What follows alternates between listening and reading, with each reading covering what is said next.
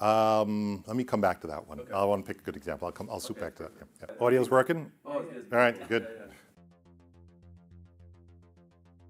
No small plans.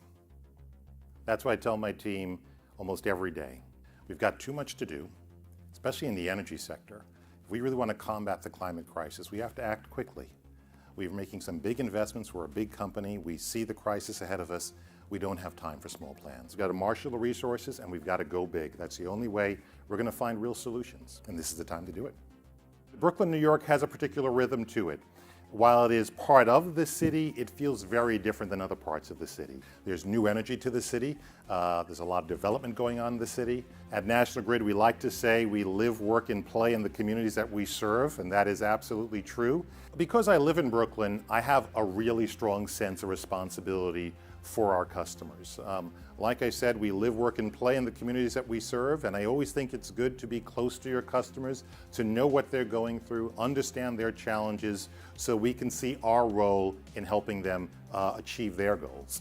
When we think about the clean energy revolution that's taking place right now, I'm very optimistic about future generations. I always believe that we're going to find a solution, whether it's this generation or the next generation.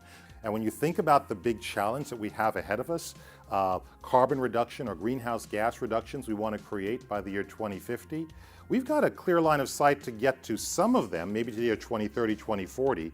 But beyond that, we need huge technology development and innovation happening on the customer side as well as the grid side. I think future generations are going to drive that innovation. At National Grid, we see ourselves as a clean energy transition company. We see that there's clearly a role for us to play in that transition to cleaner energies. One great example is the first offshore wind farm in the United States of America happened in Block Island, right off the coast of Rhode Island. National Grid and my team at National Grid, we interconnected that wind farm into the grid. And we look for opportunities like that every day to integrate large-scale renewables into the grid. I've always felt that energy was the great connector. Okay, energy really levelizes a playing field, and that's what attracted me to energy. And that was, it is an essential service. That's what attracted me to energy when I started my career 30 years ago. That's what still attracts me to energy, even though everything is changing about energy. We're changing how we make it, we're changing how we move it, and most importantly, we're changing how we use it. Did I find energy or did energy find me? I think it's a little bit of both, but by and large, energy found me. Literally, I was recruited out of college to work in an energy firm. My undergrad degree is in engineering. Needless to say, in engineering, you take a lot of courses around energy systems, so I definitely had an interest in it.